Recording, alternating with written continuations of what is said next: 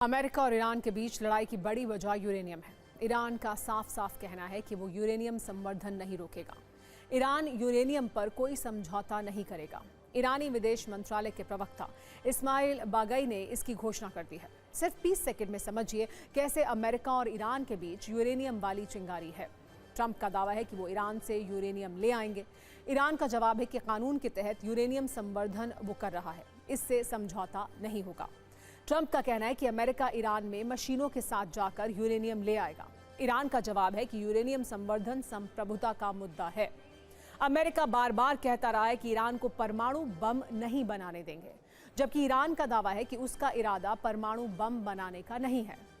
शांति वार्ता से पहले ईरानी यूरेनियम पर एक बड़ी खबर यह है कि ईरान का यूरेनियम पिकेक्स माउंटेन में छिपा हो सकता है। ट्रंप से पिकेक्स माउंटेन पर हमले की अपील की गई है। स्पेशल फोर्स भेजकर ऑपरेशन की अपील की जा रही है।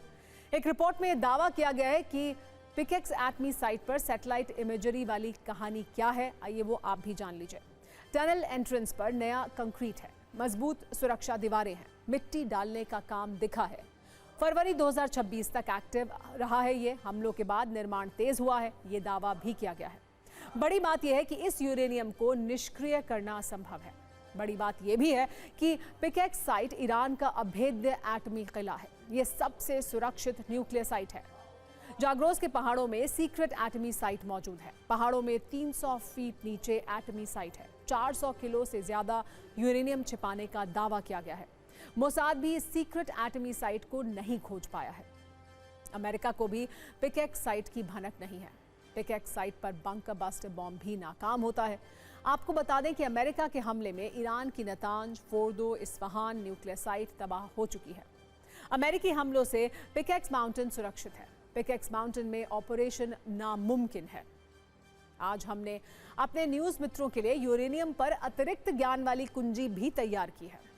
असल में यूरेनियम ऐसा पदार्थ होता है जिससे बिजली भी बन सकती है और परमाणु बम भी बन सकता है। बस फर्क एनरिच करने यानी उसे शुद्ध करने और प्रयोग के लायक बनाने का है। प्राकृतिक यूरेनियम में काम का हिस्सा बहुत कम होता है, इसलिए उसे मशीनों से एक प्रक्रिया के तहत शुद्ध किया जाता है और इस पूरे प्रोसेस को ही यूरेनियम एनरिचमेंट कहा जाता है। अंतर्राष्ट्रीय एजेंसी IAEA का मानना है कि ईरान के पास अभी मौजूदा वक्त में 5 से 6 टन के बीच एनरिच्ड यूरेनियम मौजूद है। हालांकि ये अब भी परमाणु हथियार बनाने के लिए पर्याप्त नहीं है।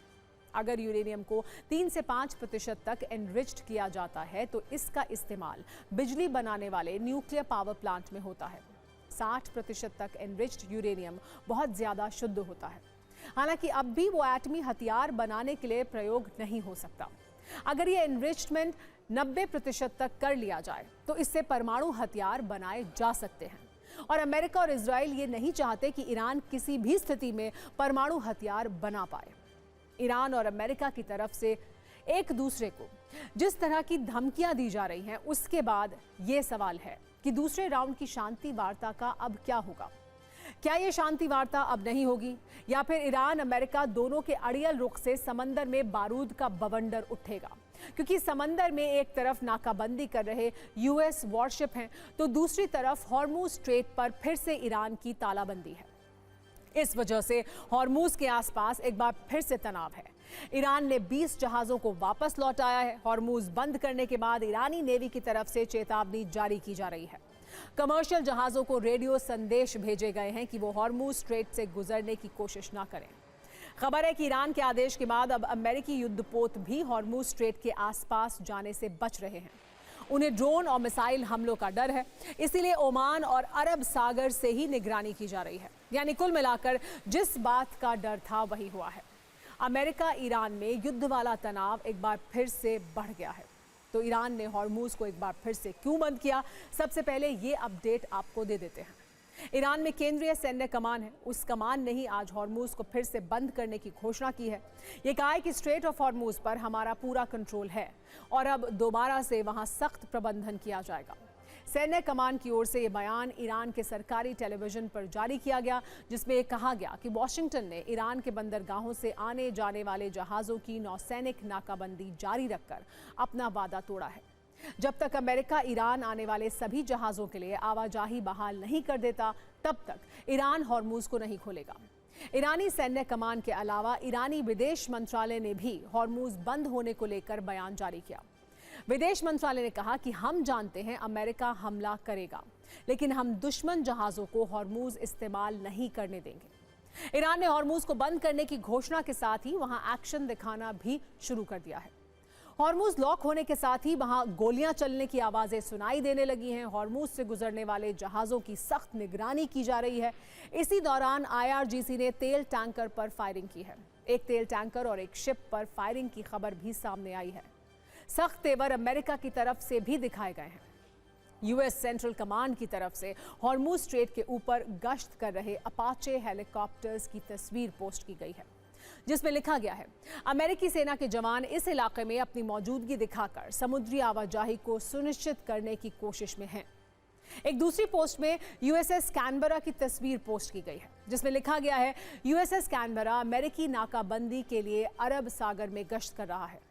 जब से नाकाबंदी शुरू हुई है, 23 जहाज वापस लौट आए गए हैं। अमेरिकी सैनिक ईरानी बंदरगाहों में प्रवेश करने या बाहर निकलने वाले जहाजों पर नाकाबंदी लागू कर रहे हैं। ये साफ साफ संकेत है, अगर अगले कुछ घंटों में हॉर्मूज पर कोई फैसला नहीं हुआ तो एक बार फिर युद्ध का नया फेज शुरू हो सकता है। असल में कल ही ईरान के विदेश मंत्री अब्बास अरागची ने एक्स पर पोस्ट करके जानकारी दी थी कि लेबनान में हुए सीज फायर के बाद ईरान स्ट्रेट ऑफ हॉर्मूज को पूरी तरह से खोल रहा है। उस वक्त लगा कि अब हॉर्मूज को लेकर सहमति बन गई है, लेकिन कुछ घंटों के बाद पूरा मामला बदल गया। इसके पीछे IRGC की अहम भूमिका बताई जा रही है। अमेरिकी नाकाबंदी जारी रहने के बीच हॉर्मूज स्ट्रेट खोलने का फैसला IRGC को पसंद नहीं आया। ईरान इंटरनेशनल की खबर के मुताबिक IRGC ने विदेश मंत्री अरागची की सोशल मीडिया पोस्ट पर भी नाराजगी जताई। वैसे तो अरागची की इस पोस्ट का मकसद ये दिखाना था कि ईरान तनाव कम करना चाहता है, लेकिन IRGC ने विदेश मंत्री की इस पोस्ट को अपनी हार की तरह देखा। IRGC को लगता है कि इस पोस्ट ने ट्रंप को ये कहने का मौका दे दिया कि उनके दबाव की वजह से ईरान झुक गया है। IRGC का तर्क है कि ईरान ने हॉर्मूज को ट्रंप के डर से नहीं बल्कि अपनी मर्जी से मैनेज किया था, लेकिन अरागची के बयान ने इसे कमजोरी जैसा दिखा दिया। इसलिए IRGC ने इस सोशल मीडिया पोस्ट को पूरी तरह से गलत और अधूरा माना, जिसके बाद IRGC ने स्पष्ट किया कि समुद्री रास्तों पर क्या होगा, इसका फैसला विदेश मंत्रालय नहीं बल्कि आर्म्ड फोर्सेस करेंगी। रिपोर्ट के मुताबिक अब IRGC ने कड़े निर्देश दिए हैं कि भविष्य में कोई भी सिविलियन ऑफिशियल सुरक्षा और रणनीतिक मामलों पर इस तरह की सार्वजनिक घोषणा नहीं करेगा।